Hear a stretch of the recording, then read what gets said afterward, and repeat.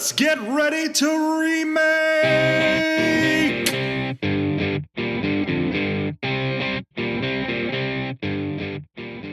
Welcome to the Remake Revolution here on McGTV, youtube.com/MikeMcGTV. Follow me on Twitter at MikeMcGTV. It's been a long time since we've done a Remake Revolution, but I'm glad we're back, and glad we're back with a great topic and two great teams. First of all, you know a couple of my regular folks from Team 3 Geeks. We have Mr. Jason Taylor and Mr. Max Andrews. What's up? How you guys doing? What up? What up? All right. Boo. And then over on the opposing side. Already. Oh, no. Why, Brian? Why? It's a friendly competition, Brian. Hey, I like it. Right. Get some blood in the raw water right now. John did that. No, I did not. Cappuccino right now, Brian. All right. So you heard a little bit from our opposing team, Team Staunch Cast. That would be John Orlando from the PVD podcast and Brian E. Lau, creator of Staunch Ambition. Welcome, gentlemen, to the revolution. Thank you very much for having us. Before we get into the actual contest here, either of you gentlemen have any events or great stuff taking place in your own content or social media that you want to let the listeners out there know about? Brian, you want to go first, or? Go ahead, man. Tell them about. All right. Well, of course, I am the creator of the PVDcast podcast, which is based here in Columbus, Ohio. Every single episode, I try to tackle one of my passions, whether it's comics, professional wrestling, hockey, or movies. Right now, episode 146, I have up. It features Frank James Bailey. He is a creator from Lima, Ohio, who has created what he likes to call an illustrated novel. It's very kid-friendly. It's called Turkana. And he came on the podcast to talk a little bit about that, so you could check it out over at pvdcast.com or through iTunes, Stitcher Radio, Google Play, SoundCloud, Pod Paradise, or even Michigan's own, the network, Echo Network, excuse me. So check it out. There's lots of great episodes up, and just head on over and check one out. Say that again. What was that last network? The Echo Network. Echo. That's how it should be done from now on. Wow. Hey, that's just the way it is, man. The Echo Network. Are we up for me? Yeah, you tell them about Staunch Ambition. Come on. Staunch Ambition. All right, guys.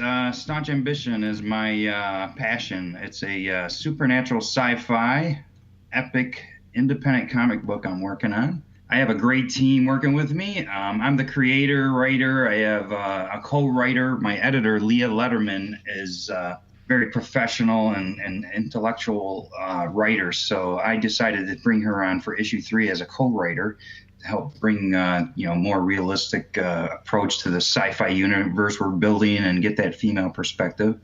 And then I have Erwin Arosa as my penciler and Neil Anderson as my colorist. Amazing artists. The book is magnificent, gorgeous. I've had some great talent working on it. I brought in some big names from the industry to do some of the covers. Koi Pham did the cover to my preview issue. Yeah, and then I had Freddie Williams did my cover to issue 1. And then issue 3's coming out.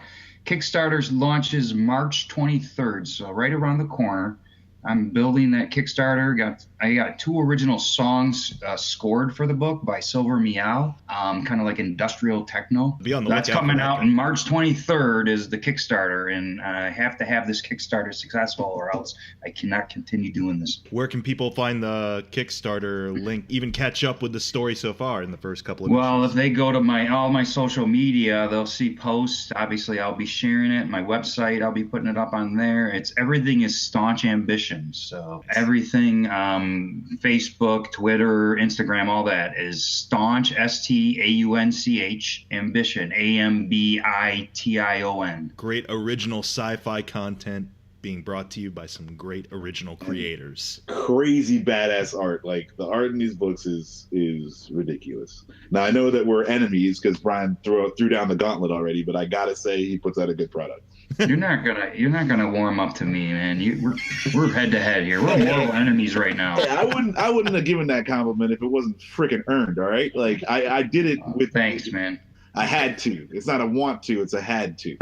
No, I'll joking aside, man. I appreciate it. I mean, we have a lot of geekdom in common, and that's I think both of our passions. So it means a lot to me when people who are like serious about comics and love it. So it couldn't be any better, man, when I get compliments from someone like you. So thank you. We got some cons coming up that we might see you guys at too. I don't know if we should mention it now, but we're going to be at Space. Yep, Space. What is that an acronym for again? Small Press and Alternative Comics Expo here in Columbus, Ohio. It's the last weekend of April, which I believe is the 28th and 29th. And it's going to be at the Northland Performing Arts Center here in Columbus, Ohio. That's in North Columbus, right off of Morris Road. It's a beautiful venue. Lots of people are going to be there. I mean, they get creators from pretty much all around the world, ladies and gentlemen. And that's no joke. There's been some folks from South America in years past come up, from what I remember, and even folks from Canada, Pennsylvania, Illinois, Indiana, all around the Midwest. It's a great convention. If you got the opportunity, you should stop on out. We ran across this for the first time last year when we were visiting you guys, and it was a lot of fun. Me and Dan went, and we had a blast just talking with all the the creators. We've seen a few of the local Columbus guys that we see at the cons. Found a whole bunch of new people and new books that we didn't know were out there. So it's definitely a good opportunity to see what's going on locally and give your local artists and comic book writers some support. So here on the Remake Revolution, basically the idea that's pretty much the way Hollywood's going right now. Everything's a remake or a reboot or a reimagining. Why not just do it ourselves? Because sometimes our ideas are more fun or more interesting than what Hollywood actually comes up with. So here on the Remake for this episode, we decided to take a little bit of a chance with another great legendary sci-fi property. That is, of course, Howard the Duck. Target acquired. Before we get into each team's proposal for a Howard the Duck remake or reboot, I am curious as to everyone's kind of personal connection or history with Howard the Duck. Let's start with the Three Geeks team here. I saw the original movie when I was 6, and I don't remember it very well, and my parents wouldn't let me watch it. Because there's duck boobs in it? Yeah, I was thinking it's because there's the duck boobs. I thought it was Donald Duck when I rented it. That's why I had it.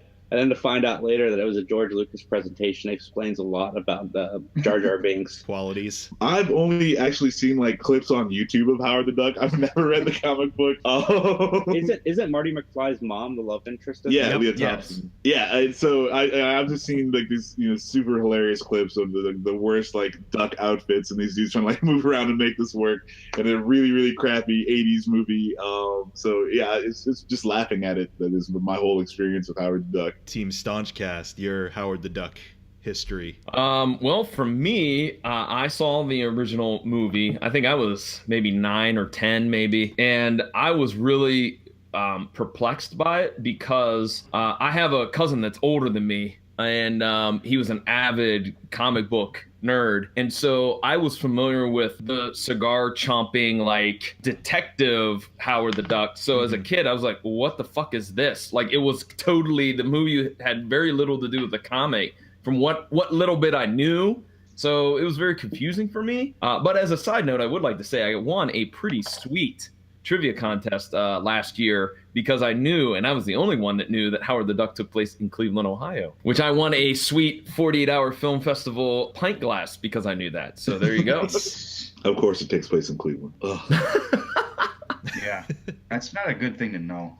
It's you should be ashamed. You committed that to memory. Yeah, let that out. That should not be public information. How about for you, Brian? Oh man. Okay, so I'm a little older than you guys. So I was actually a little older. So maybe a little less impressionable. But so my brother and I, huge comic book fans, and whatever cartoons or comic book entities or stuff could come out, we would run to it. I remember that this was my ultimate memory of Howard the Duck the movie, thinking of all of the characters and concepts in comic books they're going to do Howard the Duck as a major motion picture movie, and it's just one of the most disappointing things ever.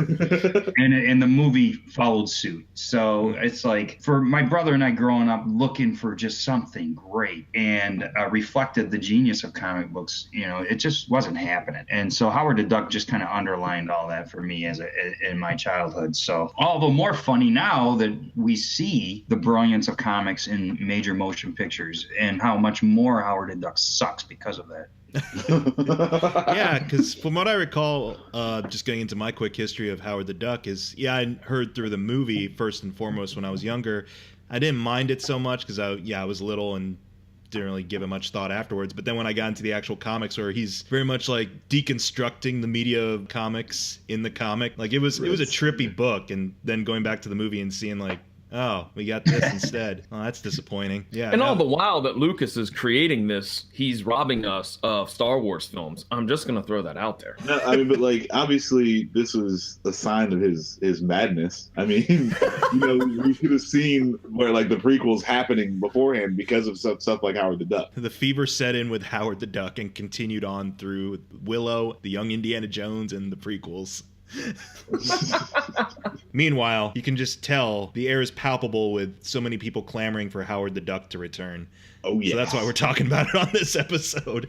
We're going to beat Marvel Studios to it because I'm sure Marvel Studios has an idea for Howard the Duck. Are you sure, Mike, that they haven't like bugged this particular podcast and that all of our ideas are going to show up here in a year or two? They're totally like listening to a YouTube channel that only has so many hundred subscribers. I was going to say, John, they don't have to bug it because he puts it on the internet for free. Yeah. Oh.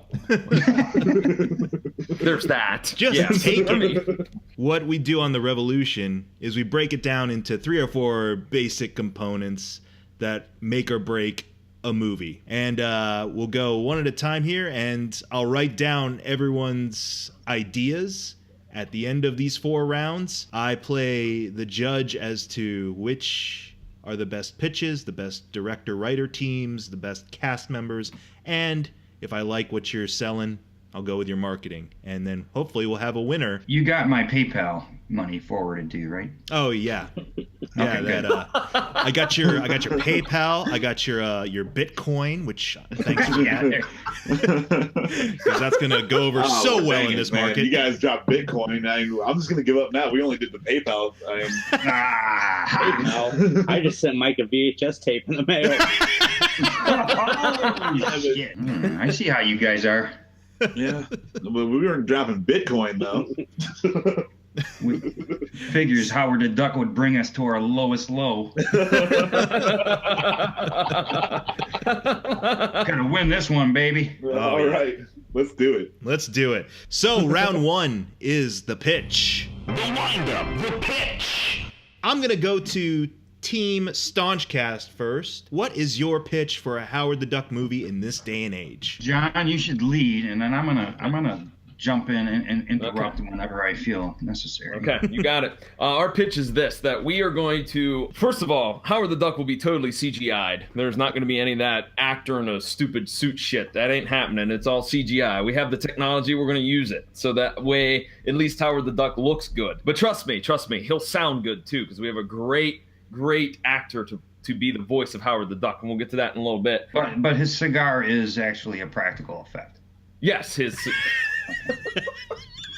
Anywho, make sure we make people who hate CGI, we gotta have some practical effects in there. It will actually be a real cigar. Because that would be the main complaint in this day and age. You'd be like, yeah, Howard the Duck looks fine, but his cigar smoke looks fake as fuck. So I'm just like, when they're making the movie, it's gonna be like a tennis ball on a string with a lit cigar.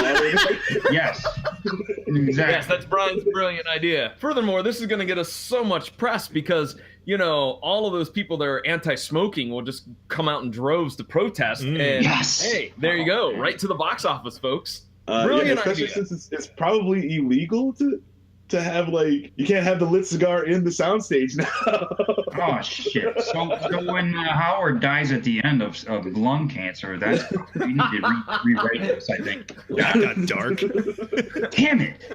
It'll be like The Room. We'll bring up that he has lung cancer, and then we'll just never resolve it. That's what it'll be like.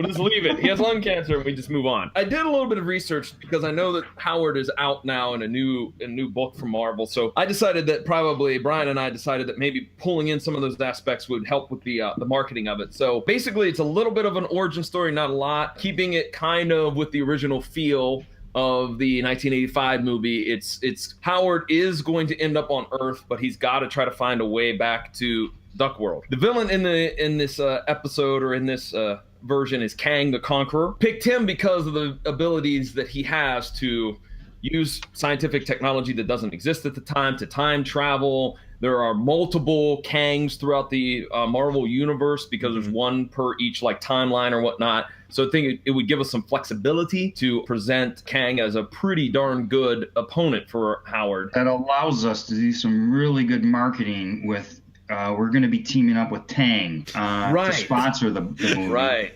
Because millennials don't know what the hell Tang is, by the way. What a timely promotion. Market this. These are millennials are eating Tide Pods. They're not going to remember Tang. Okay? The movie begins in 1880s California, the Wild West. We discover that Howard's mom is actually involved with a version of Kang. Howard's mom decides to leave Kang when he finds out that he has been cheating on her with Mantis, and she falls in love with another anthropomorphic duck named Harrison. Their love creates an egg, the unborn Howard the Duck. But this egg is kind of like a very weird type of egg, because as we talk about the cast, you'll see why. So it's like a duck egg, but it does have a little bit of like human qualities to it. In other words, it moves around a little bit like a baby would kick inside of a stomach. It will kick inside the shell, and you'll see that. Wait a minute. Actually, isn't the I thought we discussed the plot point was that Kang thinks that this is his child. And when his love interest gives birth to an egg, Kang gets really pissed, realizing that this is not his child. That puts the heat on her instead of the heat on Kang, and Kang's the villain. You got to put the heat on the... No. She cheated on him because he wasn't fulfilling her needs. And so she... Did you just hear that? Max is just telling Jason we got this. These two are dissension in the ranks. They're fucked. We're winning, hands down. This is getting into some Jon Snow level theorization right now. Okay, well, let's table that for right now. So nonetheless, Kang wants, basically when he finds out that she has had this egg, he decides that he wants to take the egg and study it, possibly maybe doing harm to the unborn child, Howard. So a fight ensues. Harrison is killed. Margaret and the egg escape via spacecraft to Duck World.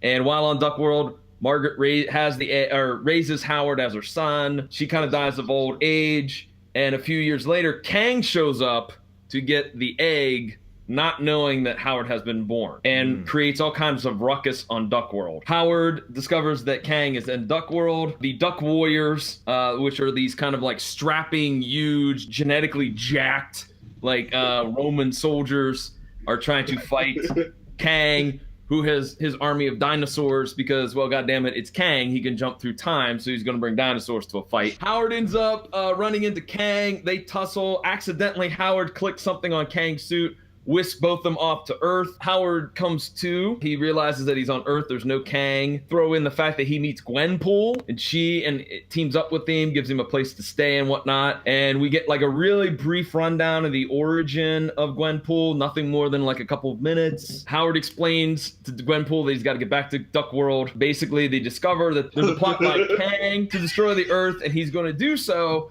by killing the president, and that actually the vice president is actually not really the vice president, but it's another Kang from a timeline. So there's actually two Kangs on Earth set to destroy. So Gwenpool and Howard end up battling the two Kangs. Here's kind of where our pitch kind of goes south a little bit. This is where it goes south. Well, everybody, because he's a duck, he travels south during the winter. And so we decided that the pitch should go south. Because exactly. He's Howard the Duck, and we want to keep suit. We want to bring realism to our movie. We're not just making another freaking Howard the Duck movie, guys. Come on. The idea would be that somehow Ronnie, who is actually the tailor from the Gwenpool series, would show up somehow, distracting the original Kang, which allowed Howard to get his ultra diode gun and blast him, and both Kangs disappeared. implying that they are in another part of time. The movie ends with a philosophical, conversation between Gwenpool and Howard laments that he's not able to get back to Duck World at the time, but will keep trying. And they end as friends, leaving it open for sequel, and also leaving it open because I had no other idea how to end this thing. Wow. Brian, did I miss anything? That is a completely different story than what I thought we talked about. Wait a minute. Your pitch, Time out. I did send this stuff to Brian on Wednesday and was like, hey, you want to look over this stuff? And Brian, what was your reply? What was your reply? Oh, I'm sorry. I just was going off of when we had a conversation, but we had that conversation Monday, and then I emailed you. Yeah. My bad on that one. Let me throw in a couple of things in here. Like, everything is great, but one of the pitches is Kang is surprised that it's not his offspring. I think we're going with that. I mean, because now he wants to kill not only Howard the Duck, he wants to kill all of the planet Duck. Gives him drive as the villain to be a compelling villain. He's gonna kill every duck on Earth, even when he gets to Earth. I think, John, we have an issue here where the alternate Kang on Earth is in the middle of a plot take over. He is vice president in the workings to have the president assassinated and become president himself. Correct, yes. And then this other Kang comes and is going to get reconstructive surgery to look like the president, who is a female, which we will discuss later. How many Kangs are we up to right now? Oh, man. We're going for at least... We got two, but one had reconstructive surgery. It's just two? Yes. Yeah, because there's the vice president. New drinking game, folks. Every time you hear the word Kang, take a drink.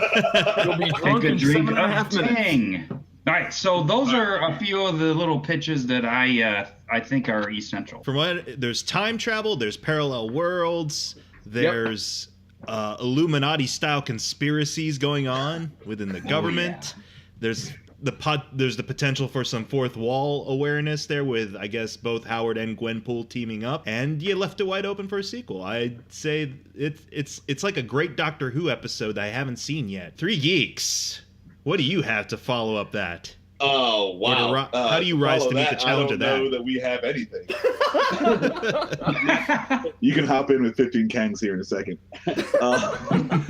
You only have 2? Fuck it, we're going to 20. We're going to do 20.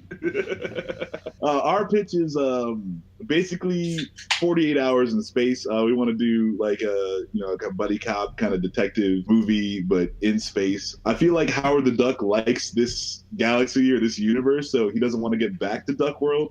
He's more of just like a lech and a degenerate, and he likes being here, so he's just gonna fucking hang around. So this isn't necessarily origin story, kind of what they were proposing in theirs. He's established. Yes, yeah, he's because we've already seen him in 2 or 3 cameos in the Marvel movies. I mean, like, I guess he could like make it like him trying to get back home, but I don't really like that story. Yeah, so we're just like, he likes being here, he wants to be here, and it's not gonna be an origin movie. It's just gonna like, these are the characters, here they go. But with the Nova Corps, we're gonna be using them as the kind of vehicle to go with. So it'll have Glenn Close as the police chief, and we're gonna use John C. Reilly as the partner to Howard the Duck. Well, we purposely skipped any casting. Oh yeah, that's true. We are. Yeah, you're trying to win me over early here, Max. I'm gonna forget you said anything about certain actors. That's my fault. That is an infraction. I'll take that back and strike that from the record. Yellow card on 3 Geeks. Pending arrival of Thanos, Howard the Duck and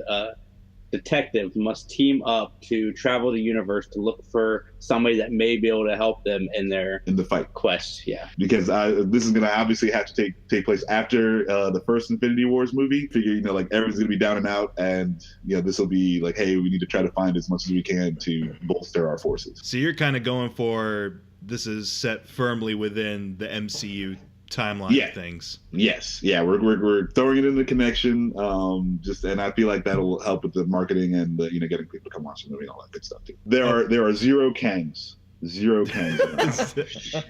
No Kangs. Not only 0, -10. I'm gonna use my Edna Mode from The Incredibles voice. No Kangs. Yes. I gotta give props to Jason and Max and the Nova Corps. I never thought of that. That's an overlooked group of superheroes oftentimes in the Marvel universe. Next round here, the writer and director of the new Howard the Duck. Lights, camera, action. Let me go to the 3 geeks first here. All right, so they're going to be trying to redeem themselves after the Han Solo fiasco. So we have hired Phil Lord and Chris Miller to write this movie because, they've done some really good work with the Jump Street series and the Lego movie and the first Friday with a Chance of Meatballs. Yeah, I think like they can do like more family kind of comedy and a little more edgier comedy, which is what I'd more like to steer this towards in this movie. So I think they would be a good writer, a good team for the writers. And then somebody else kind of looking for redemption because Valerian was kind of a mixed bag as far as audience went with, but we went with Luc Besson from Fifth Element. So the combination just because of the visuals, I mean, there's going to be like all over space and like lots of crazy zany things going on. And Luc Besson knows how to do action. He knows how to do like these crazy visuals, and he knows how to do a lot of CG and stuff like that. So I feel like he's a good director for this. This is right up his alley. And then for producer, and Leon the Professional. Come on. For producer, we have King the Conqueror. Because the producer needs to be... Keep trying to cut in on your Kane guy, John. I know. So much money to this movie. That's all we got. But he just needs to show up in credits as just Kang. Yeah. Yes. I think Jason and Max need to find somebody who has the last name of Kang and make them the producer. Just to rub it in, like, hey man, you don't even have to give us any money. You just get a producing credit because your last name is Kang, Eddie Kang. And there you go, man. He's gonna get his own card in the movie too. It's just gonna be like, this film was brought to you by Kang. Or you just attribute it to the Mortal Kombat character. Producer Liu Kang. So John, I think we might agree. I'm going to go with. We didn't discuss specifically a writer, but you might agree with us. What do you think if we have Edgar Wright as our writer? He's definitely a director, but he's a prolific writer, and something that he's written: Shaun of the Dead, Hot Fuzz, World's End, Baby Driver. He was slated to do Ant-Man, but had a fallout. That was half his movie anyway. Yeah, so the guy's an amazing writer, so I'm thinking... Well, let's talk. Why don't you tell folks what you thought we should use for the director? This is the twist on our movie, okay? We didn't want just any director. Instead of hiring a living director, through many seances in a Ouija board, they resurrect the spirit of Billy Wilder. Billy Wilder, classic director of The Apartment. That's a good movie. Double Indemnity. Some Like It Hot. That movie. Some Like It Hot. But you know what? If he's not available, and he's not available, If he's not available, no. Actually, Edgar Wright. There was a fallout with Alfred Hitchcock because they actually resurrected him in a clone, used his DNA, but he got pissed about some creative differences and left. So they It was a cigar, wasn't it? It was a cigar. He wanted the CGI cigar, and it'll take a Marvel movie to get a director for this Marvel movie. Well, this movie is fully directed, like I said, through seance and Ouija boards. So. Marvel is going to touch the ethereal like every plane. DC movie, then. No, that's just Pax with Satan. No, because I thought Satan was supposed to like give you some benefit, though. You're supposed to look good, in your earthly life, and then you go to hell. Yeah, you lose something in the process, though, Max. Yeah, everything does look good. Everything does look good in the DC movies, except it's all doo-doo. Yes, except they're soulless. Except for that. There you go. That's exactly Much it. like our director Billy Wilder. So yeah. Billy Wilder's coming back for his next Academy Award. Fair enough. There we go. I like the idea of Edgar Wright as a writer, or so I'm good with that. Or unless we have to place him as the director, and then if that's the case, I would say my choice for writer would be Jane Epsonson, who used to write Buffy the Vampire Slayer. I believe she wrote several episodes of Firefly. Angel, etc. So you'll notice there, no vote for Brian Lau as writer on that one. Just saying. What?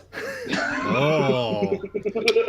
Max is trying to sow some tension between you guys. Brian, we are one as a team. Come on now. Well, we hadn't discussed it, so I mean, I'll leave it. Well, I'm just presenting Mike with options in case he says, Brian, I don't like this idea of a ghost. We can't have paranormal activity in our. I'm just presenting. Oh, well, then we're going to a different movie producer then, if you don't. We're taking it to a different studio. I love Screw you guys. All right, there you go. Enough said. You know, in reflection, I just realized, I never had any stipulations saying, oh, the director has to be alive or anything like that. So Yeah. That was just right. assumed. you have, Mike you have, is full on. I'll allow it. yeah, it's like we have, it's like, All right then, Billy Wilder's our director, Edgar Wright's our writer. There you go. I never made an official like rule book to throw out, so we haven't thrown out anything. So I'm all Telling me in. that he could. The guy was so good he could direct through a Ouija board, and that's why we chose him. All right. That's fair. What do you think of this shot? Oh, go ahead. N-O. Okay, got it. What lens should we use on this? W-I-D-E. Oh. See, we just proved it out. Oh man, give it 5 years that this is gonna legitimately be the way someone directs a movie. Especially now that's been put out there. And the whole movie. You know what? Wait, it won't be a Ouija board. It'll be Alexa. I refuse to believe that this is not how movies are already made. Like, I've seen some of these movies. Yeah, no doubt. Well, the whole movie is also going to be lit by candlelight. All right. Yeah, we got it for sure. And in every scene, they gotta play light as a feather, stiff as a board. I don't want to move on to the cast because I'm having a laugh. Oh, just wait until you hear our cast. It's like I'm anticipating and dreading. So here we go. Let's get into our cast for Howard the Duck. From Brad Pitt to Joyce DeWitt, it's time to meet your cast. Team Staunch Cast. Let's start with you. Okay. Well, as we mentioned, Howard the Duck will be totally CGI'd. So, Brian, we got a great actor to voice Howard the Duck. Who is that? Oh, and act them up. So and act, yes. Basically, we got the expert Andy Serkis. Andy Serkis is not Howard the Duck, dude. No, not Andy Serkis. Oh. Wait, who is Howard the Duck again? We have, of course, the man that would actually also physically be about the same in stature as Howard the Duck. Oh, yeah, the voice. I'm sorry, you said the voice. Yeah, Danny DeVito will be acting as Howard the Duck and his voice. I like that. I like that. Yes. But he's not doing the body motions, he's doing the voice. Right. He can do the body motions, though. I mean, like, what do you need from Howard the Duck? No. He does the body motions. You know, Danny DeVito would certainly smoke a cigar. Oh, dude. It could be an overweight reimagining of Howard the Duck. I dig it. Yeah. No, we were on board with that. Yeah, I forgot. Sorry.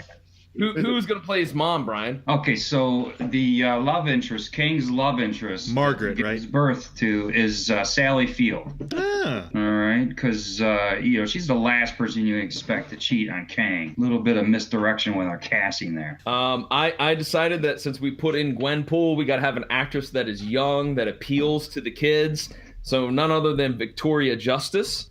She is a singer, right? Originally, or I think she's a singer, but she's on that very, very popular Disney Channel show, Victorious, I believe it's called. Is it very, very popular? Hint, Victorious. Hey, subtle. Hey, I hear it's popular. I don't know.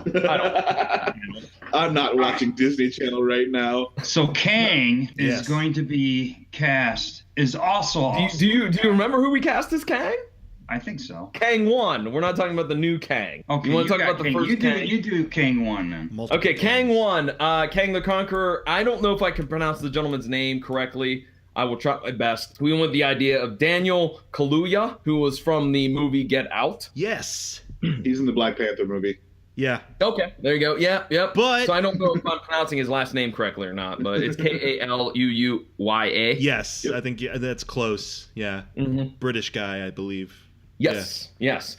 And now, playing not only the vice president and also himself and also the egg, also known as Kang 2, is who, Brian? Who? Okay, so this is the deal. Those are all going to be CGI. Right. Even though Kang looks like this actor, Andy Serkis, they're going to CGI him, and he's going to act himself through motion capture. So As the egg. So because Andy Serkis is going to win the Academy Award, as the egg as well, but he's going to win the Academy Award finally for his CGI acting As because himself. he's never qualified because it was a fictional character, but it's going to be his actual CGI body that he's acting through motion capture. Oh, that is He going to won be so for Lord of the terrifying. Rings. Also, he plays Kang, who gets plastic surgery and looks like, it's not actually her, but looks like Ellen DeGeneres. That is the president. The president of the United States is Ellen DeGeneres. The female president that gets assassinated, and then the second Kang comes in And then transgendered. Yes, he has a sex change and face reconstructive surgery. So It's Howard the Duck And the movie last is breaking down couple walls. cast folks I will take here because they have bit parts, but they're still very, very important. As I mentioned, early on, Kang attacks Duck World with his legions of dinosaurs. There will be a few of the warrior ducks that will have lines, and I figured that the three best gentlemen to voice these warrior ducks would be Michael K. Williams, aka Omar Little, from The Wire. Okay, I'm down for this. Anyways, Charlie Heaton would be another voice for one of the warrior ducks, and lastly, Lewis Black would be the third voice for one of the warrior ducks. That is my favorite casting. Oh my god. And then the last person we have to cast, because in the very short Gwenpool origin story, of course her origin story is the fact that she received a uniform that was not Deadpool, but it was pink and black. She got it from the tailor that she went to, Ronnie, who later would show back up in the big fight scene. I figured that there's no one better to play a tailor than Tim Gunn. And since Mike's the only one laughing, I think he's the only one that knows who Tim Gunn is. So, okay. There we go. I heard the name, but okay. And I got one last addition. I'm man enough to admit it. I've seen an episode or two of Project Runway. Okay. Yeah. Oh wow. Oh, there we go. Never watched the Disney Channel, but I've watched the little Project Runway. I might have seen Project Runway. Oh, that guy. Okay. Thank you. All Yeah. right. Yeah. Yes. All right, I got one last addition. I just got off the phone with this guy. Even though we're doing the CGI Howard the Duck and Ducks of Duck World, we decided to go with Nick Parks to do all the dinosaurs. The guy who created Wallace and Gromit and Chicken Run. Are they gonna be claymation? Claymation dinosaurs. You gotta have good contrast in your battles. So we got CGI ducks versus Claymation. practical claymation. Nick Parks genius. I love this movie. Oh, man. You're not supposed to love their movie, Mac. We're supposed to hate their movie. They didn't have me until the claymation dinosaurs. They did get me with Lewis Black. I feel like he should be in everything. Yeah. Between Lewis Black and claymation dinosaurs, I just want to see him as an angry duck. An angry, buff, jacked up, like warrior duck. Yeah. Probably spouting off some anti-Republican rant too, right then and there. That would be superb. Will the duck be sweating a lot? Do ducks sweat? He'll be all disheveled. His armor will be half on. I think they sweat out of their beak. Yeah. Or their bill. So he'll be drooling all over the place as he spits and talks. Oh man, it's so bad I can hear the voice in my head already. I know, right? What's with all these dinosaurs out here? Who the fuck is this guy, Kang? That's one Kang too many. All right. What is your guys' Howard the Duck rated? Yeah. I think it's got to be a PG-13. Yeah, definitely. Yeah, definitely. We want it to appeal. I mean, when there's lovemaking going on, and the egg, that's not going to be shown. It's going to be inferred and implied. It's implied, not going to be yeah. hard R or triple X. That We do show the birth of the egg, though. Well, No, we don't. We're not doing that. Well, not from the one angle, but Oh, geez, no. Full frontal. You gotta. out of it. You gotta have the birth of the egg. Andy Serkis nails it.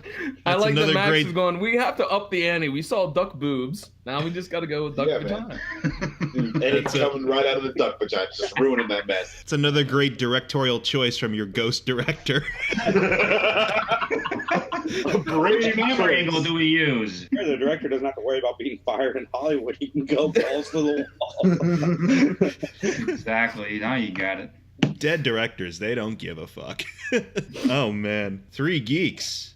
All right. How do you even? We have some work to do here. Yeah, we kind of got into it a little bit earlier, but we're going to have John C. Reilly as the Nova Corps detective, and he teams up with Howard the Duck. I love John C. Reilly. I think I've suggested him in like 4 of these remake revolutions already. One of the last one. He was Mario. So yeah, John C. Reilly, and he's already in the Marvel movies. So Glenn Close will play the police chief of the Nova Corps. To voice Howard the Duck, we have Bill Burr, the stand-up comedian. He's done a lot of Chappelle Show. He's done a couple movies you've seen him in, and I just love his stand-up. I feel like he's edgy and he's got the right level of anger, for what we're looking for. Someone out there on the internet right now, can you just do me a favor? If you're a CGI artist of some kind, can you just superimpose a CGI Howard the Duck over Bill Burr on any TV interview he's ever on for me? Just personally, I won't pay you, but just do that, please. So one thing we definitely have to have here is a Donald Duck Easter eggs scene. So like, there's got to be a Donald Duck somewhere. Like when we first meet Howard the Duck, he's gonna have a poster of Donald Duck or something like that. That's just an homage to Jason's first terrible pitch that we discussed. We're also going to have Emma Watson as the Nova Corps liaison, and also like kind of love interest for Howard the Duck. She's going to be the one who needs to actually talk to the person that they're trying to find at the end of the movie, who will be a character called Ex Nyla, who we dredged up from somewhere in Marvel lore, but she will be played by Beyonce, and she's gonna be there. Like the main thing that they're going after is she's hidden away, and they got to go find her. We want cameos by Benicio del Toro as the Collector. Okay. Jeff Goldblum as the Grand Master. Wesley Snipes, because why not? Is he going to be Blade? As Blade? As Blade? No, we couldn't figure any good reason for Blade to be there. Well, I mean, we tried to crack that story. We really did, but there's just no good reason for Blade, the character, to be there, but we still want Wesley Snipes. So, 3 words: Blade in space. Yeah. But like, if there's no vampires around them, like, what's he doing? Yeah, you really shot yourself in the foot by not having a Kang in your movie, guys. Hey, now. Hey. I'm just saying, the possibilities are endless when you introduce a character like Kang in there. But we think Wesley Snipes will play like Jeff Goldblum's bodyguard or something like that, and we get him in there. We just like to throw him some work, and we definitely want some cameos from Leah Thompson and Jeffrey Jones. I don't think you're gonna get one from Jeffrey Jones. Yeah. Oh, is he dead? No, he's excommunicated from life for being a pederast. Oh, is he? Yeah. Oh, yeah. Nah, fuck it. We still want him in there. What rating is this movie? If John Bryan can have a dead director, we can have a pedophile in our movie. No, okay, we'll scratch Jeffrey Jones then. We'll just do Leah Thompson. Because she's also in jail. No, she's not. Hey, no Jay-Z? You're gonna have Beyonce, no Jay-Z? Who could dare throw Leah Thompson in jail? Like, I don't know. Maybe she did a female prison movie or something. Okay. I like how defeated Mike sounds. Like, I don't even know what to do. It's not defeat. It's overstimulation. Both teams in that round. Both teams. There's a lot to process. So I might have to take a little time for myself. Last round here. Marketing the movie and release. 3 geeks. Let's go to you. How do you market your Howard the Duck? This allows Marvel to get into kind of Deadpool style marketing where they can just do kind of random zany things. I'd like commercials for like intergalactic products and just different things that kind of poke you around the universe, but they don't tell you anything about the movie. Also, I would like to, you can it's the big Marvel machine, so they're gonna have money for your trailers and all that good stuff. That I'd like to stay away from the music video trailer, like the Guardians of the Galaxy style trailer. I'd like to do something, maybe just like go back to the 90s style where they just kind of show you some random shit. You have no idea what's going on. In a world. So that's what we're thinking of the marketing. Definitely Howard the Duck allows you to do some more zany things. You can get a little more weirder, products. Like I would like a Howard the Duck like toilet bowl cleaner and just like random things. Staunch cast. Go first, John. I got a couple ideas, but You go ahead, because I'm working on a couple here real quick. Okay. One of the things we decided to do is we're going to have Donald Duck is one of the ducks in the battle sequence, and he dies a heroic death, ripped in half by one of the dinosaurs. So Donald Duck is going to be one of our marketing angles as far as trying to appeal to those fans of Donald the Duck. Being Disney owns Marvel now. Right. And then we're going to do a lot of commercials and in a trailer and in the movie product placement of Kang drinking Tang. So that's going to bring a lot of money in for hiring all our actors. And so those are the main two. Yeah, but I think we also have some other options here. I mean, Gwenpool, obviously, Deadpool's a hot property right now. So there we can certainly focus on not only Gwenpool, but Victoria Justice being in the movie. I think that a lot of our marketing would really excel having lots of Lewis Black yelling at our audience. That would work. And then lastly, all of our commercials must be narrated by Tommy Wiseau. So, that's our marketing pitch. Well, we're also going to really push the Billy Wilder's hasn't directed a movie in I think about 50 years. Somehow I think that's going to be the big talking point. This is a big time comeback. But don't call it a comeback. He's been here for years, rocking for years. You just haven't seen him. 50 years in the making. He's been on another plane of existence. You just haven't noticed. He's died to make this movie. Been dying to make this. He's been dead. Yeah. With Billy Wilder, we could do commercials like "He has returned. He has risen." Oh no, not Jesus Christ. We're talking about Billy Wilder. So that could be. Ooh, get more protests. Oh yeah, and you had said that we're going to get a lot of protests. Yeah, and that's going to really build hype for this movie. There you go. Evangelicals I don't know. They may love you or hate you on that front. I can't tell you. No press is bad press, man. All right. But you guys said I couldn't have the pedophile in my movie. No, I know. No, you can. You can. I said you might you want to can. reconsider that. No, I said you could, Max. It's all good. No, we're definitely not running the pedophile. Yeah, I got kids. I don't need that. Like, I'll take the dead guy over the pedophile. Any day of the week. So, give me a couple of minutes here. If you have any questions on our movie, just feel free to ask on any gaping holes. I think the egg just came out of there. Is this the remake revolution with the most tangents?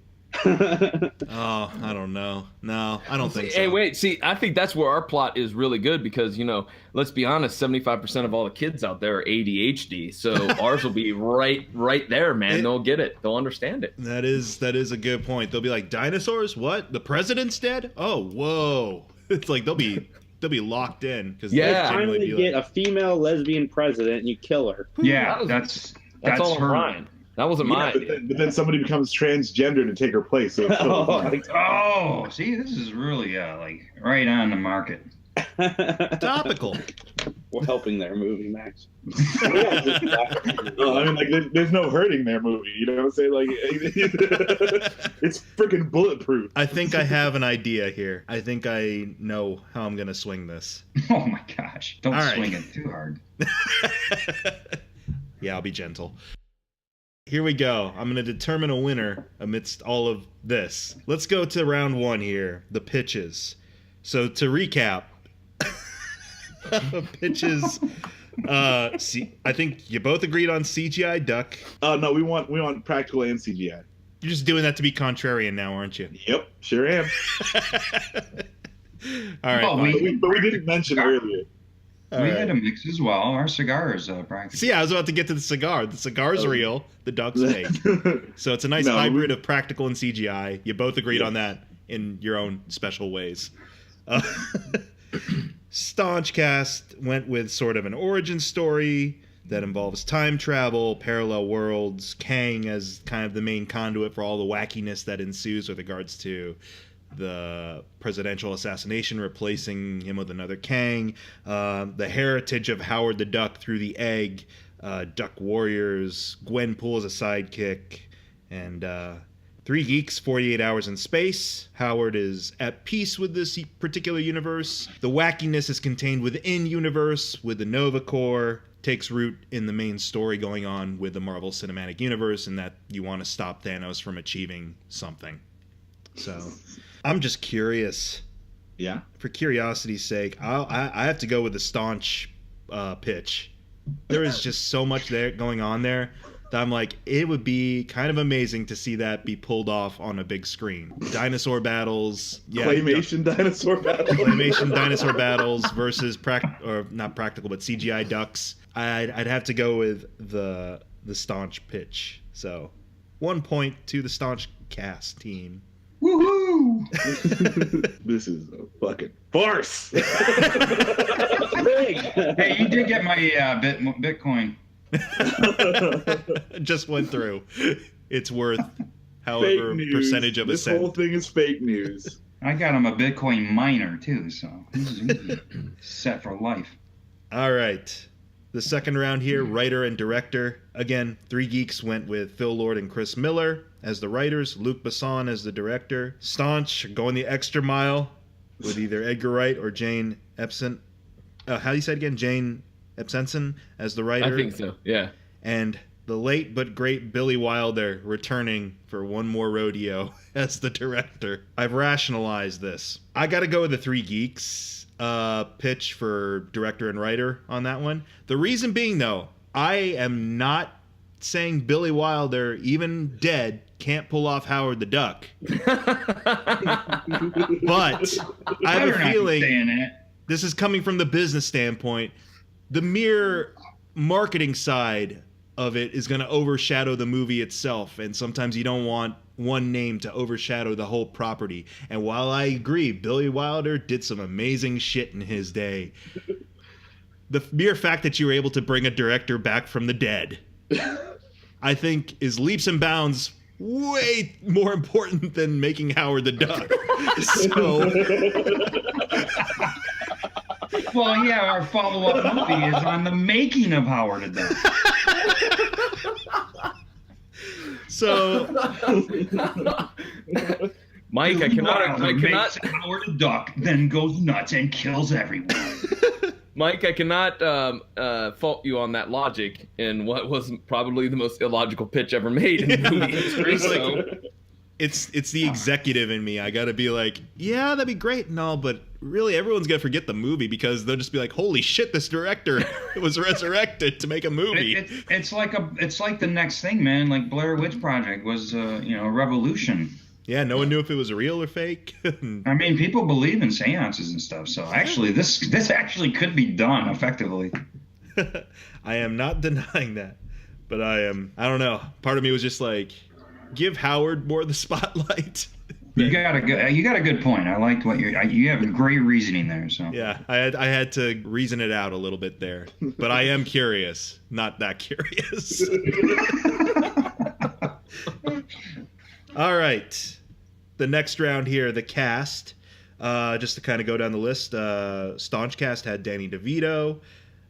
Kang 1 is dude from Get Out, Daniel. How you say his last name. Kang 2, CGI Andy Serkis, played by Andy Serkis. President Ellen DeGeneres, Victoria Justice as Gwenpool, Mom is Sally Field. Victoria, you got it. Yeah. 3 Geeks had, of course, Howard the Duck, played by Bill Burr. Emma Watson as liaison love interest, Glenn Close. John C. Reilly showing up again as Nova's ex Nyla, Beyonce, and a bunch of cameos from Benicio del Toro, Jeff Goldblum, Wesley Snipes, Leah Thompson, and possibly a pedophile. No pedophiles. No pedophiles. Striking the pedophile. Okay. All right, striking the pedophile. We do not support pedophiles here at 3 Geeks. All right. Good for you. I'm still going with the Staunch casting though. Well, yeah. Well, not because of their plot too, because I know it's kind of weird. Because why wouldn't I pick their cast to go with that plot? But also because there's actually some great character work I can see here being done by certain actors. I like the idea of a Danny DeVito voiced Howard the Duck. Sally Field would definitely be able to sell some legitimate emotion and feeling for what could be a very silly story. And Lewis Black as a warrior duck. Yeah. Oh yeah, Lewis Black as Warrior Duck. I completely forgot about Lewis Black as the Warrior Duck.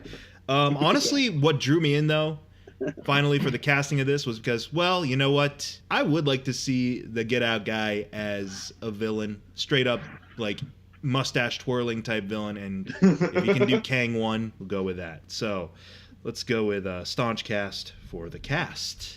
Now down to the marketing. 3 Geeks, Deadpool style marketing, fake products from beyond the known galaxy, 90s style random trailer, Staunch Cast, Disney tie-in with Donald Duck dying a horrific death. Heroic. There's no way you sell Disney on that. He's a heroic death. It's heroic too. There's It's no way you sell PG-13. Disney on that. PG-13 death. Heroic. All right. He takes out 5 dinosaurs and then dies. Well, needless to say, you have a little that brand synergy there, and things like that. That would be the excuse to have him in there. Kang drinking Tang, some Gwenpool tie-in, Lewis Black addressing the audience, and some weirdness from Tommy Wiseau. This is either going to tie up everybody with both sides getting 2 points, or Staunch will take the lead here. Oh, hang on a second. Let me put on my executive brain.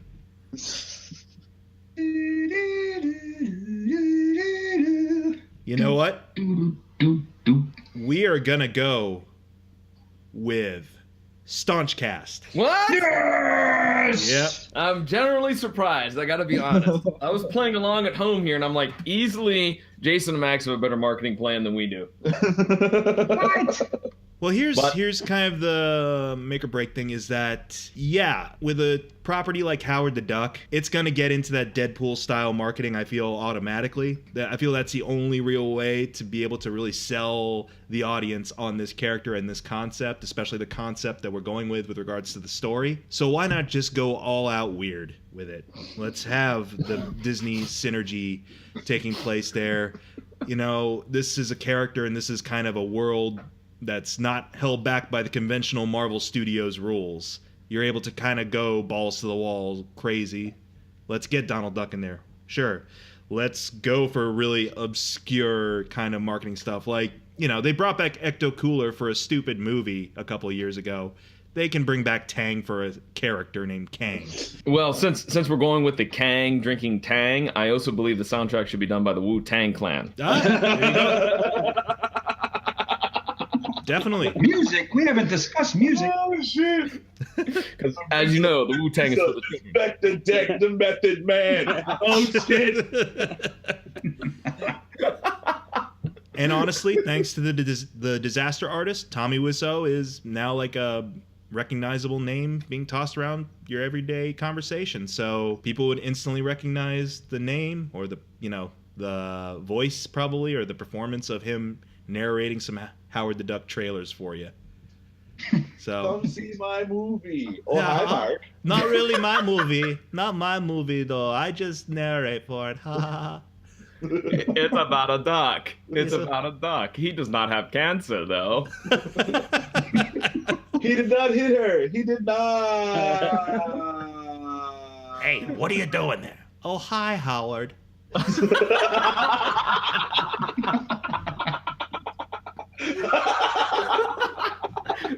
Kang, you're tearing me apart. Literally, like my arm Kang from says my to the body. ball. Kang's like, Sally Field, you're tearing me apart. All right. I believe that is 3 points for the Staunch Cast. 1 point for the 3 Geeks. Wah, wah. I gotta say, this has been one of the more entertaining remake revolutions so far, because I want to just throw it out there. You guys went all out for this. I wasn't expecting that much preparedness from either side. Well, John took it serious, and I just it was. I'm not gonna lie. I called him Monday. I think we were talking Monday, and I was pitching out ideas. Brian was pitching ideas back out, which we were working really well together. And I was like, all right. And we ended the conversation. I'm like, we still got to figure out how to end this thing. We got to figure out a few other things. So at work Tuesday, I was just sketching. I was just writing down bullet points on like a little notepad of some things, and then Wednesday I typed them all up in a nice, neat Word doc, And so Wednesday night, I'm like, here, dude, take a look at these. And Brian, what did you respond with? I said, I'm crazy busy, so I'm not sure if I'll get to look at it. And I forgot all about it. I have the whole movie in my head, dude. So I must confess, being the guy that I am, the personality I have, the next day I was like, when he sent me that message, I'm like, well, I got to finish this fucker. Let's do this. So I just started throwing things in there. I pitched Max remaking The Notebook with Howard the Duck, Donald Duck, and Daisy Duck. He did not like that. And then I pitched a Quentin Tarantino bloody film where Howard the Duck is hunting down everyone involved with the original film. Nice. Damn, that would have, I think, took us. And apparently he gets to kill a pedophile in that one, so I feel like that people would be on board for this. Yeah, you could have had it in there. You could have been killed. That would have been good. So I gotta say, like, this has been fun. That's what happens when you have some writers thrown into the mix, when they're creating stuff not just on the fly but improvising some things that end up pretty entertaining. Yeah, I'm not gonna make a movie that I'm not into, man. So I'm into this now. Kang! My live stream. There you go. I would definitely say, though, there is opportunity to incorporate some of Three Geeks' ideas into the mix. You could definitely have characters like the Nova Corps show up in this giant battle for the universe. You could still definitely tie it into like Marvel a little bit. The great thing about Marvel these days is that you have, your mainstream MCU stuff. I feel Howard the Duck doesn't necessarily need to be anchored into that too much. He could go off and do his own thing like Deadpool does with regards to the X-Men stuff, or like what they're doing with what they're going to be doing with the Spider-Man a little bit later in the year with the Spider-Verse movie. Right, yeah, I definitely agree. I think that's the nice part about Howard the Duck is when you, Mike, said that was the movie we were going to remake, I was like, you have endless possibilities because it doesn't have to hold true to the Avengers universe or the X-Men universe or the Spider-Man universe or whatever universe, It's right. He's one of those fringe characters you could pretty much, like in DC, I feel like Lobo would be the same way. You could do just any damn thing you wanted to, and it would work. Didn't they combine the two, actually, at one point? Someone did something called Lobo the Duck. Oh, yeah, that was when DC was doing, they were doing like the, weren't those called like Amaglam? Oh, Amalgam. That was the Marvel versus DC stuff. Oh, like they had Spider-Boy, which is Superboy and Spider-Man. Yes. And Nightclaw or whatever. Nightclaw, yeah. Wolverine and Batman combined. Yeah. So. And because I have Lobo the Duck and I think I have Assassins because it was like Elektra and Catwoman maybe that they merged together. Man, just think. Give it about maybe 15 years. Maybe we'll see some amalgam movies. DC and Marvel will just be like, you know what? Fuck it. Let's just put them all together like we did back in the 90s. I would like to say a huge thank you to my guests, of course, Jason and Max from Three Geeks, John Orlando and Brian Elau, both from PVDcast and Staunch Ambition. Thank you guys so much. It has been a very entertaining remake revolution. You've been listening to another episode of it here on McGTV, youtube.com/MikeMcGTV. Have a good day, everybody, and whoa, that pizza really got to John.